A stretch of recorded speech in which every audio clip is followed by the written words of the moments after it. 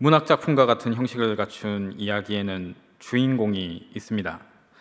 홍길동 전의 주인공은 누구일까요? 누구일까요?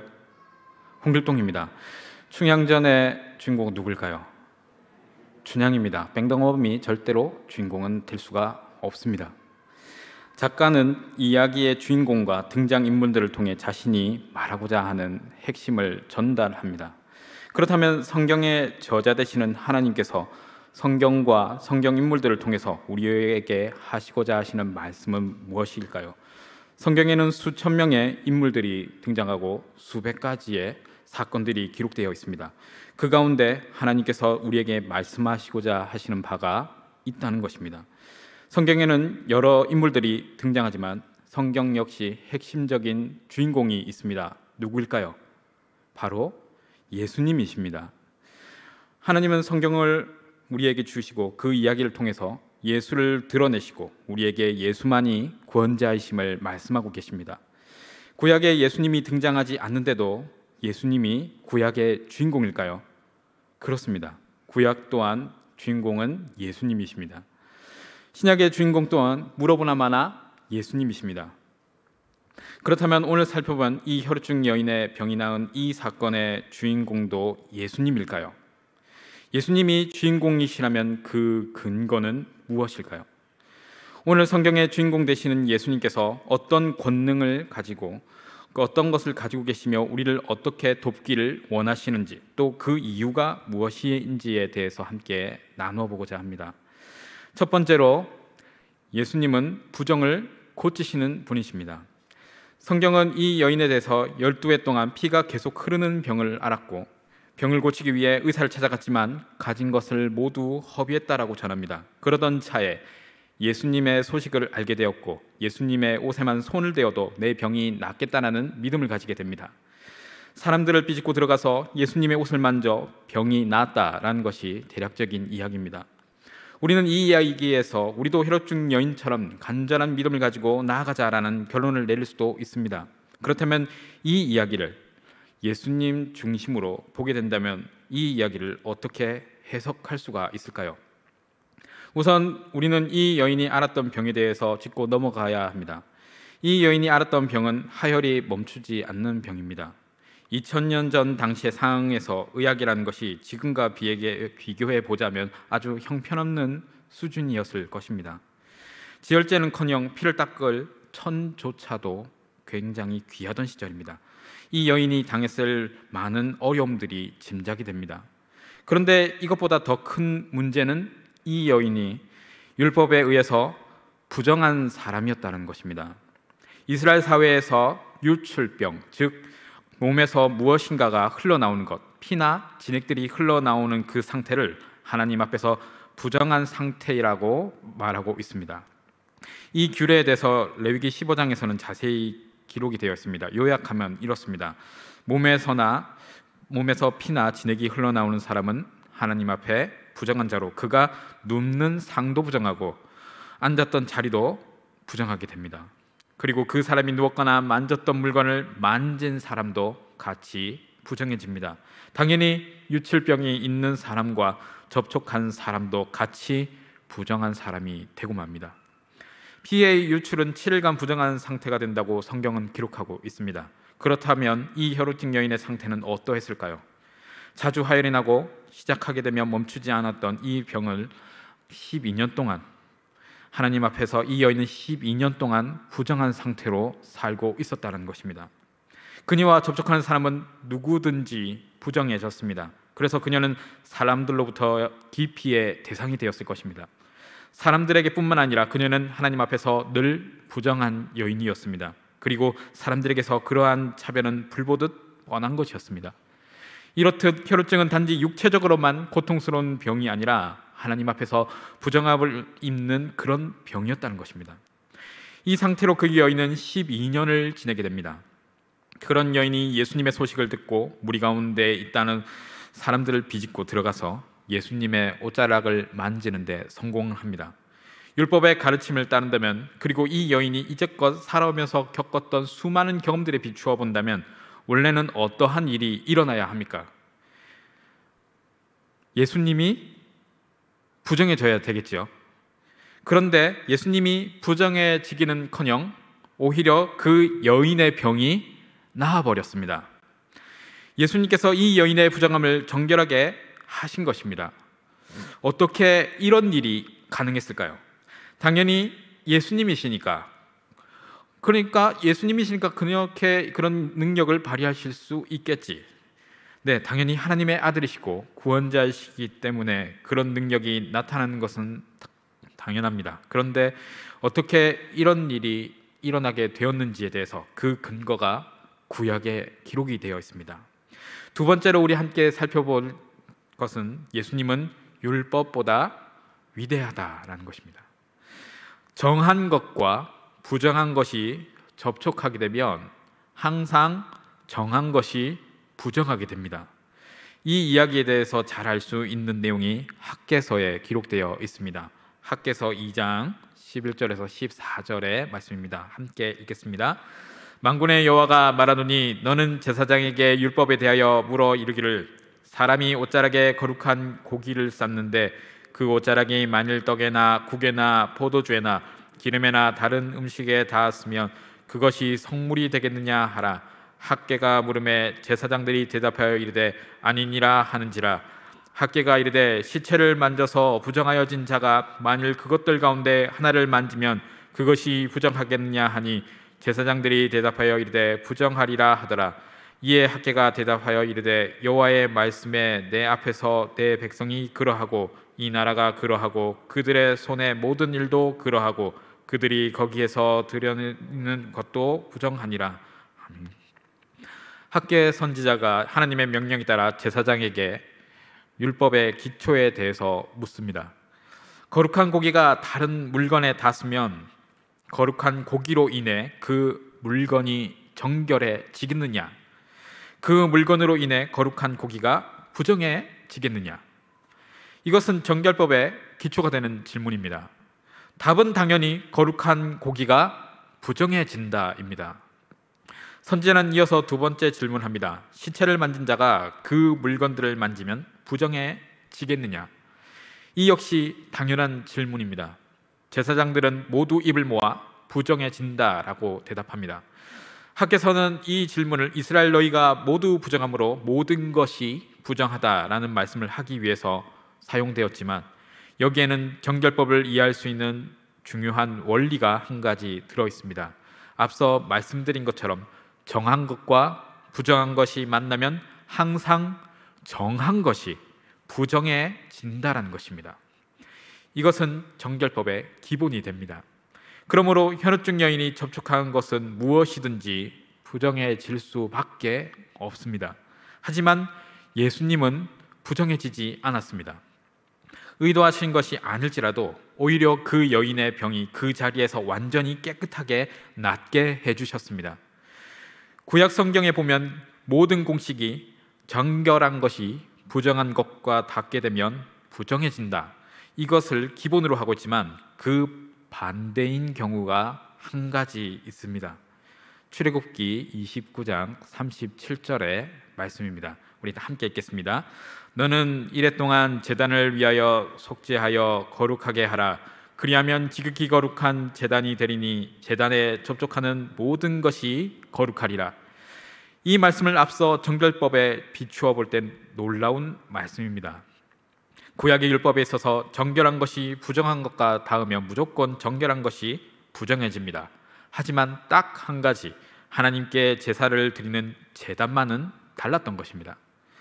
제단만은 모든 부정한 것이 이 단에 와서 접촉할 때 단이 부정해지는 것이 아니라 도리어 접촉하는 것이 거룩해졌습니다. 부정의 법칙이 깨지는 상황인 것이죠. 정결법의 일반적인 상식으로라면 부정한 물건이 제단에 닿았을 때 제단이 부정해져야 합니다.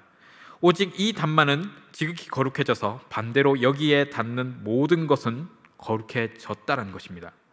출애굽기 30장은 번제단뿐만 아니라 성전 안의 다른 기물들도 이 기능을 가지고 있음을 말하고 있습니다.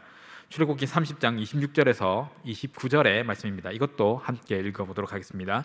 너는 그것을 회막과 증거기에 바르고 상과 그 모든 기구이며 등잔대와 그 기구이며 분향단과 및 번제단과 그 모든 기구와 물두멍과 그 받침에 발라 그것들을 지극히 거룩한 것으로 구별하라. 이것에 접촉하는 것은 모두 거룩하리라. 그러면 모두 정결법에 역행하는 이 물건들은 어떻게 이런 능력을 가지게 되었을까요? 출애굽기 29장에서 모든 것을 거룩하게 하는 제단과 30장에서 역시 모든 것을 거룩하게 하는 다른 기물들은 공통점을 가지고 있습니다. 이 물건들에게는 모든 것을 거룩하게 하는 힘을 부여하는 공통적인 요소가 있는데 그것은 바로 어린 양의 피입니다. 출애굽기 29장에서는 단은 7일 동안 매일 수송아지 한 마리로 단을 속죄하게 하는 속죄제를 드리게 되어 있습니다. 제단은 이것을 통해 접촉하는 것을 거룩하게 하는 힘을 얻었습니다. 30장에서도 회막, 증거계, 상, 기구, 등잔대, 분향단, 물두멍 등의 모든 기구들에도 어린 양의 피가 발라졌습니다. 즉, 이 물건들은 다른 부정한 것들을 거룩하게 하는 힘을 갖게 된 것은 어린 양의 피 때문인 것입니다. 그러므로 우리는 이제 왜 예수님께 접촉한 혈루증 여인이 깨끗하게 되었는지를 알 수가 있습니다. 바로 우리 주님께서 이 모든 것을 깨끗하게 하는 어린 양의 본체가 되시기 때문입니다. 그분이 바로 제단과 성전 기물을 거룩하게 하신 어린 양이라는 것을 이 사건을 통해서 성경은 말하고 있는 것입니다. 그분이 속죄의 근원이시기 때문에 그분께 닿은 혈루증 여인은 주님을 부정하게 만들 수가 없었고 도리어 부정함을 정결하게 만드셨습니다. 모든 부정은 우리의 죄로부터 나옵니다. 아담과 하와가 죄를 지었기 때문에 부정한 자가 되었고 지극히 거룩하신 하나님과 함께 할 수 없게 되었습니다. 인간의 능력과 수고와 노력과 열심으로는 하나님 앞에 정결해질 수가 없었습니다. 그래서 하나님께서는 예수님을 보내셔서 나무에 달려 죽으심으로 인간 대신 율법의 저주를 받고 돌아가셨습니다. 그리고 3일 만에 다시 살아나셨고 그것을 믿는 사람은 의로운 자로 인정해 주시며 정결하게 하나님 앞에 나아갈 수 있게 된 것입니다. 하나님 앞에 있는 인생들은 모두 죄 가운데 놓이게 된 인생임을 표현하는 것들 중에 병들었다라는 표현을 사용합니다. 인생의 모든 고통의 원인도 우리의 모든 더러움도 그 모든 원인은 죄에 있음을 성경은 말합니다. 그렇다면 우리 인생의 고통과 병듦의 이 원인을 해결해 줄 수 있는 분은 누구일까요? 바로 예수님이십니다. 오늘 본문은 이러한 예수님의 능력을 알려주기 위해 기록된 사건입니다. 모든 부정을 치료하는 정결의 근원은 바로 예수님이시라는 것입니다. 이 사실을 믿고 나아갈 때 우리가 무엇인가를 잘하고 업적을 쌓아서가 아니라 하나님의 은혜로 정결하게 되었다는 사실을 믿고 나아가시는 복된 성도들이 되시길 바랍니다. 마지막으로 우리 세 번째는 예수님은 나를 돕기를 원하신다라는 것입니다. 이처럼 큰 권능을 가지신 주님께서 나의 구주가 되시고 나의 기도를 들으십니다. 성경은 하나님께서 우리의 인생을 굽어 살피시고 우리를 돕기를 원하신다라는 기록이 많이 있습니다. 과거 주일학교에서 하나님께서는 불꽃 같은 눈동자로 우리의 일거수일투족을 다 보고 계시고 우리가 착한 일 한 것과 나쁜 짓 한 것을 모두 기록하고 계신다라고 아이들에게 반 협박을 하며 그렇게 가르친 적이 있습니다. 과거에는 그랬습니다. 저는 대학에서 교육학을 전공했습니다. 그때 알았습니다. 이런 교육은 좋지 않다는 것을 깨달은 것이죠. 하나님께서 나를 굽어 살피시는 이유가 내가 죄를 짓나 안 짓나 감시하기 위함이 아니라 사랑의 눈과 사랑의 손길로 나를 인도하시고 나를 보살피시기 위해서 나를 굽어 살피고 계신다는 것입니다. 시편 23편은 우리에게 익숙한 구절입니다. 시편 23편 1절에서 3절을 한번 우리 같이 한번 읽어보도록 하겠습니다. 여호와는 나의 목자시니 내게 부족함이 없으리로다. 그가 나를 푸른 풀밭에 누이시며 쉴만한 물가로 인도하시는도다. 내 영혼을 소생시키시고 자기 이름을 위하여 의의 길로 인도하시는도다. 하나님은 우리를 가장 좋은 곳으로 인도하시고 우리의 영혼을 소생시키시는 그 이유가 자기 이름을 위해서 하신다라고 하십니다. 절대적으로 하나님의 자신의 만족을 위해서 일하신다는 것입니다. 우리와 한 그 약속 때문에 그 약속을 지키기 위해서 우리를 살피고 계신다는 것입니다. 하나님은 우리를 위해 희생만 하시고 우리에게 주시기만 해야 한다고 성경은 말하지 않습니다. 우리는 그분의 기쁨을 위하여 피조물로서 지음을 받은 존재입니다. 성경은 하나님이 사람을 지으신 이유에 대해서 이사야 43장 21절에서 이렇게 말하고 있습니다. 이 백성은 내가 나를 위하여 지었나니 나를 찬송하게 하려 함이니라. 하나님이 우리를 위해 존재하는 것이 아니라 우리가 하나님을 위해 존재하는 것입니다. 우리는 하나님 앞에 죄인이었고 종이었지만 이제는 예수님의 십자가 보혈로 하나님의 자녀가 되었습니다. 예수님을 안 믿으면 지옥 간다라는 말은 반은 맞고 반은 틀린 말입니다. 왜일까요? 원래는 모두가 지옥을 가야 하는데 예수님 덕분에 안 갈 수 있는 길이 열린 것입니다. 우리가 기도할 때 하나님이 어떤 필요에 의해서 어떤 하나님의 기쁘신 뜻에 의해서 그것을 들어주십니다. 하나님이 우리의 기도를 무조건 다 들어주시지는 않습니다. 그것이 나를 사랑하지 않으셔서가 아니라 오히려 나를 사랑하시기 때문에 다 들어주시지 않는 것입니다. 이건 무슨 말일까요? 우리의 기도가 모두 다 들어주시고 이루어진다면 그것은 재앙입니다. 우리의 분별없고 무지한 기도를 모두 다 들어주셨다가는 내 주변이나 나 자신에게 더 큰 어려움이 닥칠 수가 있습니다. 하나님께서는 우리를 돕기를 원하십니다. 우리를 살피시길 원하십니다. 그런데 우리의 생각과 다를 때가 너무 많이 있습니다. 자식이 떡을 달라는데 돌을 주고 생선을 달라는데 뱀을 줄 부모는 없다고 예수님께서는 말씀하셨습니다. 악한 자라도 자식에게 좋은 것을 줄 알거든 하물며 하늘에 계신 너희 아버지께서 구하는 자에게 좋은 것으로 주시지 않겠느냐 물으셨습니다. 여러분의 자녀가 배가 고프다고 돌을 달라고 떼쓰면 마지못해 돌을 먹으라고 주시겠습니까? 주시겠습니까? 주지 않죠. 내가 보기에 떡과 같고 생선 같아 보이지만 이것은 나에게 해로운 것입니다. 그런데 그것을 나는 알지를 못합니다. 그러나 부모는 그것이 해로운 것임을 알기에 사랑하는 자식에게 그것을 주지 않습니다. 하나님은 우리의 필요를 다 아시고 우리의 간구도 들으시고 지혜롭게 살피셔서 우리에게 응답하시는 분이십니다. 크신 권능의 주님께서 나의 아버지가 되십니다. 율법보다 더 위대하신 이가 나를 위해 죽으셨습니다. 율법의 버침보다 더 큰 하나님의 사랑이 나를 감싸주십니다. 지금 당장 힘들고 어렵고 마음이 무겁고 자존심이 상하고 불안할 그때에도 하나님께서는 율법을 넘어 하나님의 사랑을 예수 그리스도로 자신의 사랑을 확증하시고 우리를 구원하셨습니다. 헤롯중 여인은 마태와 마가와 누가복음에 모두 등장하는 사건입니다. 그리고 공통적으로 예수님께서 이 여인에게 하신 마지막 말씀이 안심하라, 평안히 가라입니다. 내 믿음이 너를 구원하였다. 믿음 있는 자에게는 평안히 길을 갈 것을 예수님께서는 말씀하고 계십니다. 그것이 맹목적인 믿음을 요구하는 것이 아니라 내가 너와 함께 하겠다라는 약속에 근거한 위로인 것입니다. 지금 당장 나에게 찾아온 어려움에 대해서 당황할 필요가 없습니다. 앞으로 일어날 일에 대해서 넉넉고 무책임하게 아무것도 하지 말라는 것이 아닙니다.